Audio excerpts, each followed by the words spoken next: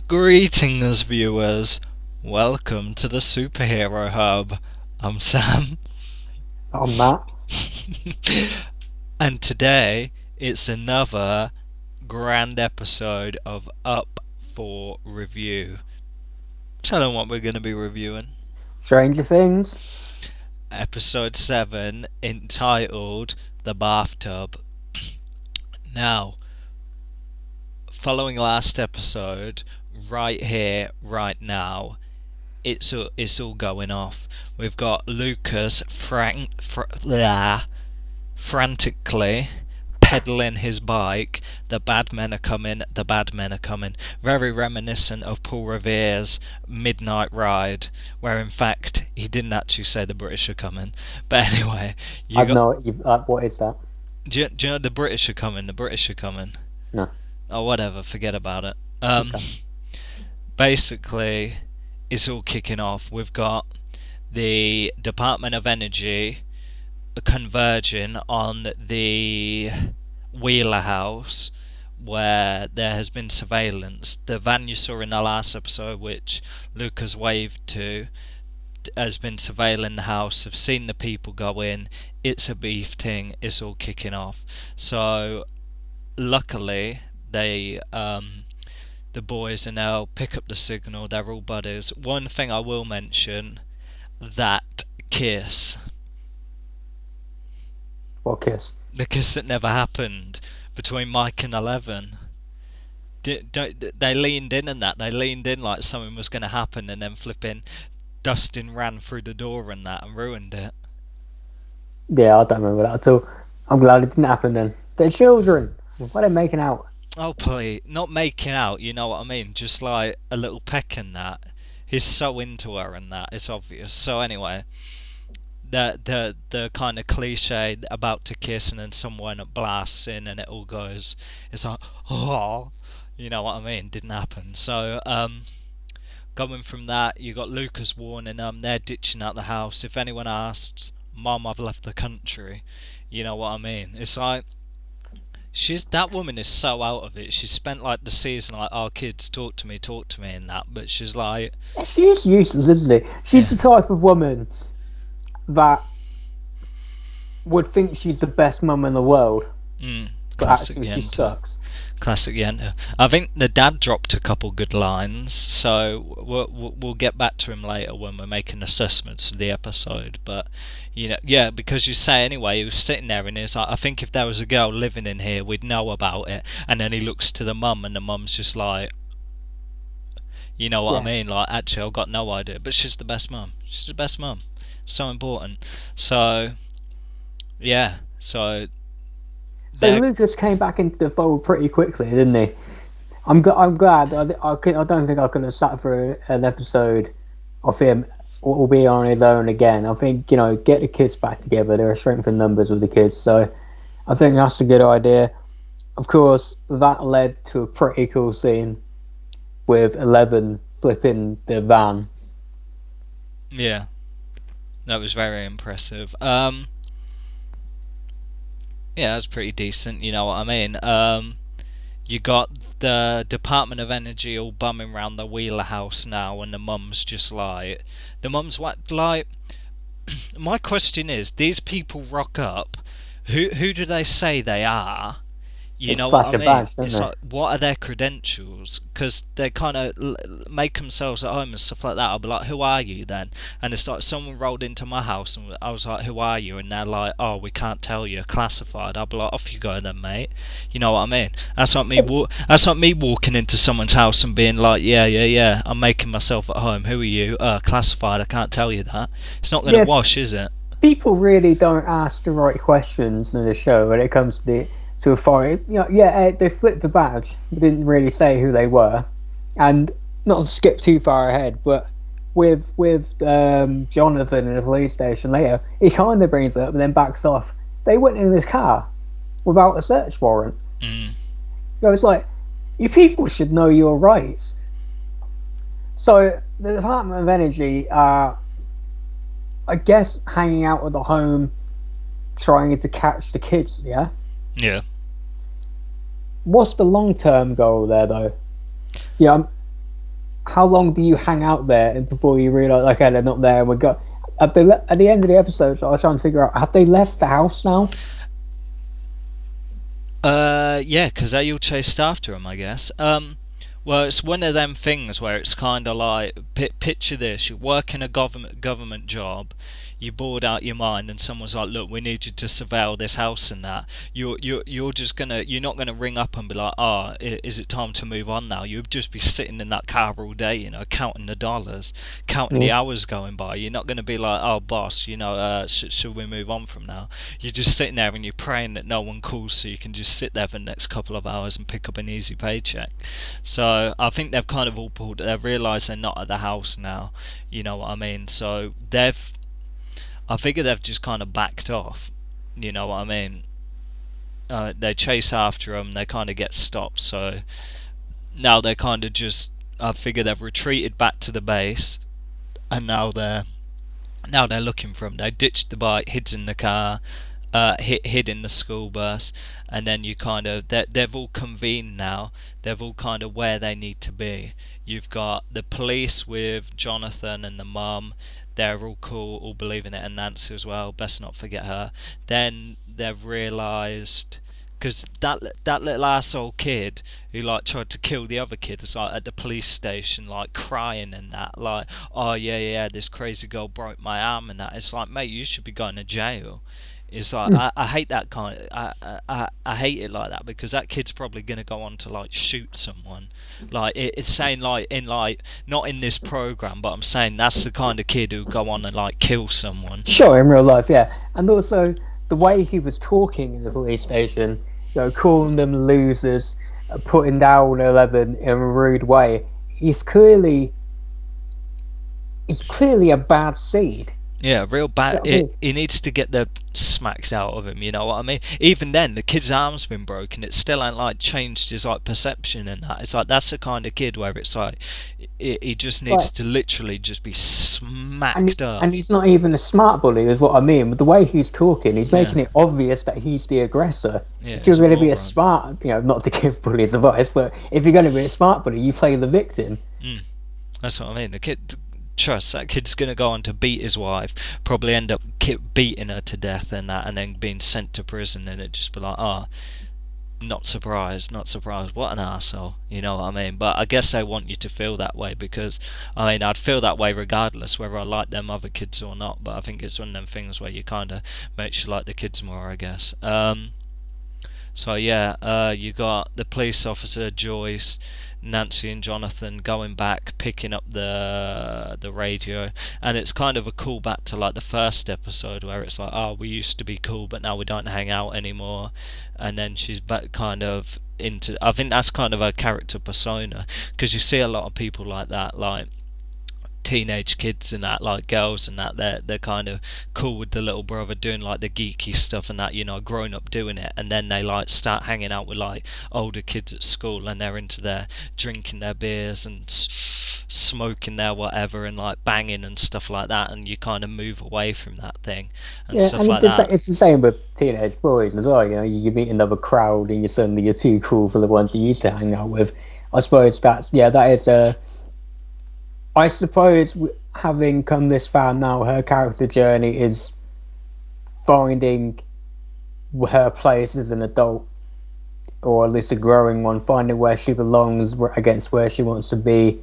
And the same goes for the boyfriend, who maybe isn't a douchebag, but was letting those other two obvious douchebags push him into being one. Yeah, I can't stand that girl. Yeah, and again, I don't think you're meant to. I think she's like, the two of them are like the slightly older versions of those two other kids that are bullying the younger ones, right? That's what they're going to grow up to be, except killer versions, because they're crazy little murderers. But it's essentially the same journey, I guess. A little, just the maturity level is slightly different. So. I mean, in the police station as well, where like the mum was like busting Jonathan's balls and that, it's like, lay off the kid. Yeah, but I can understand her reaction. I guess she's already got one kid lost and don't need another one screwing his life up. More so than it already is. I mean, let's be Well, honest. right, he's doing all right for himself now. He's hanging around with the hot girl, isn't he? Hmm. Somehow. So then kind of, what else happened off that?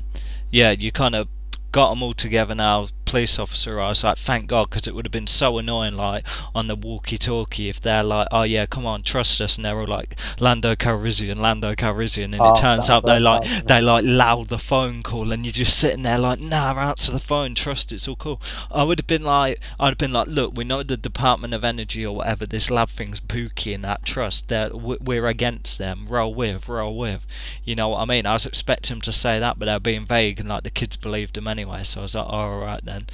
Yeah, but it's interesting. They wouldn't answer for Nancy. What do you mean? She's the one that was on the radio initially and talking to her brother, trying to get him to answer, but they wouldn't. They only answered once the sheriff started speaking on the radio. So clearly, there is definitely a divide amongst them. I think maybe Mike would have answered his sister eventually, but the other kids didn't trust her. No. Yeah, Dustin was proper melted with the Lando stuff. So Yeah. I think the sheriff's kind of gruff way with authority is what eventually convinced him.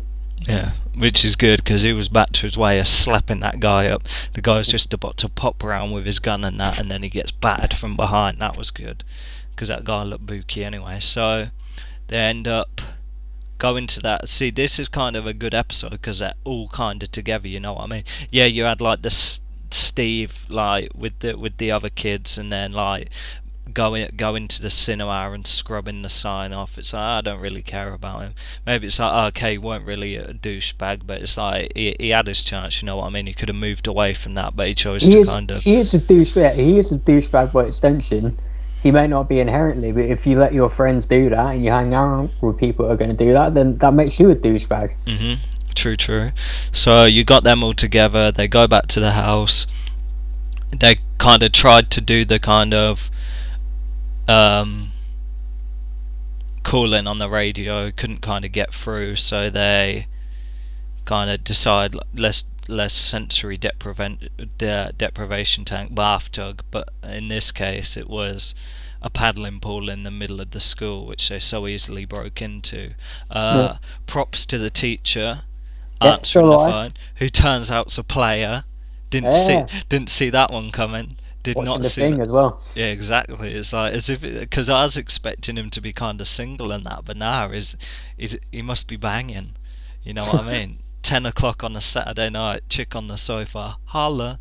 You know what I mean? So good for him. I'm starting to like him more, even though he's kind of minor character. But I mean, thank God again, it kind of all fell into their lap. Really, he stayed on the phone and he helped him out. I was expecting like his phone to be tapped as well. You know what I mean? It's a surprise that kind of her phone ain't tapped, but I figure she's had to switch her phone like twice. So, I mean, Joyce's, because they rang from Joyce's house. So I mean, I was expecting them to flick over to the Department of Energy and have them like on the phone having it wiretapped or whatever, but turns out it wasn't, which is good. And we know the Mr. Clark or whatever's still alive, so they build the tank.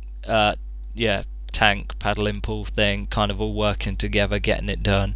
You got kind of the sheriff telling Jonathan like, look, keep it together and that. Yeah, kind of explaining the whole thing. It's like, yo, you need to keep it together and that, because your mum's got enough problems going on without having you do a Jonathan special and fuck everything up. So just stick to the salt, get the tank done, you know, no kind of going off on your own thing and cocking things up. Built the tank, got them over to the other side. You kind of got Winona Ryder mothering 11 a bit, which was good. That was a real development. Oh yeah. For 11, bear in mind the only parental people she's seen so far. You had the guy with the Papa. Yeah, who's obviously Papa. A very bad person, which I think she's figured out now. Mm-hmm. You had your man in the first episode who was nice to her and got killed for it. Yeah. So Winona Ryder is the first woman that she's ever had be nice to her, the first grown up, I suppose, over a long period, and probably something 11 needs as well.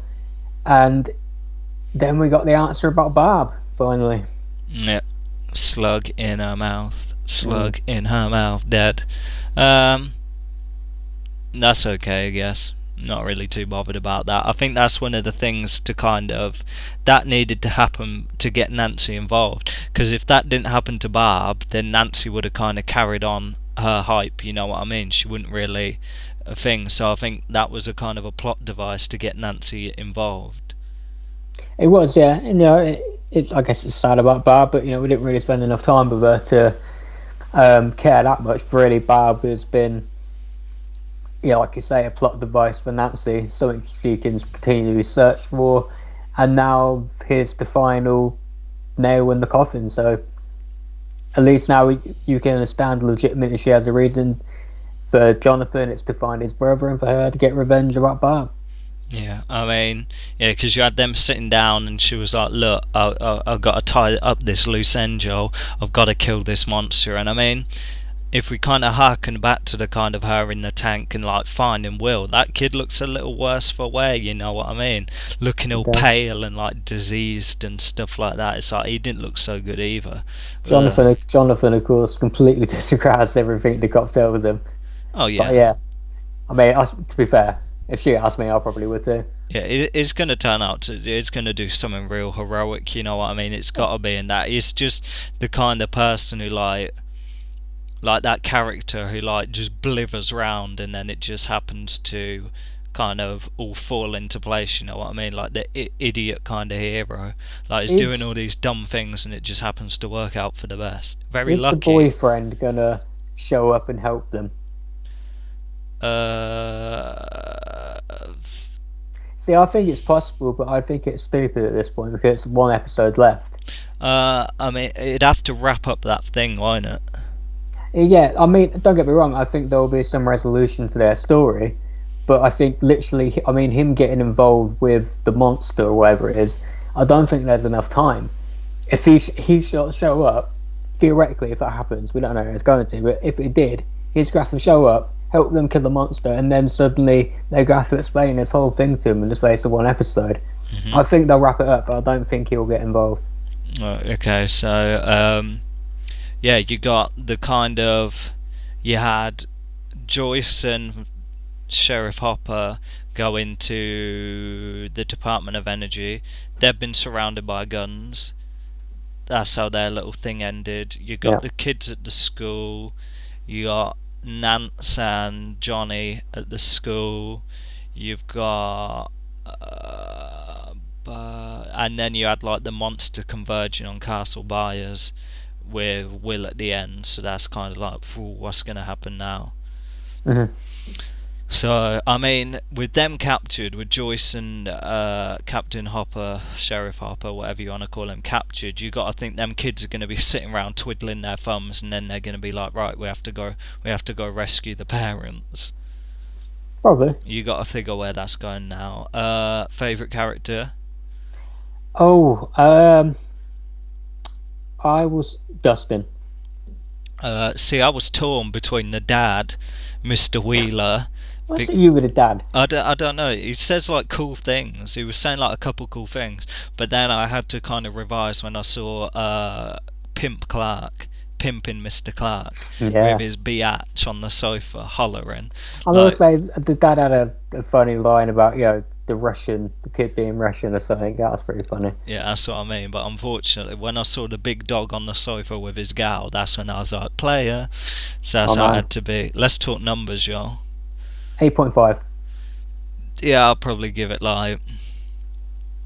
I'd hold steady with the 9. There are a couple good bits, you know what I mean? It's getting me hyped to the finale, but for me to go over the 9, you know it's got to be a big finish. Yeah, I thought the episode was good. Obviously, an 8.5 is a good number. It's just a little weaker than the last one for me. There was no the Barb flipping not Barb 11 flipping the van thing was pretty cool, but to me there was nothing like the scene where she stole from the store, or Jonathan having his big moment again. So It's Slightly. kind of converged in one place. There was like a bit of moving about for the first like 10-15 minutes. Then it was basically just in one place. Yeah. And just information digestion, really.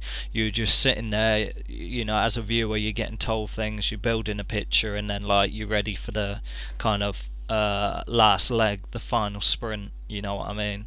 Yeah, So one more. what? One more left episode. Yeah, one more. So we'll see you for that episode for the finale review. I'm Sam. I'm Matt. Don't forget to like, share, subscribe, and you have been watching Tell 'em. The Superhero Hub.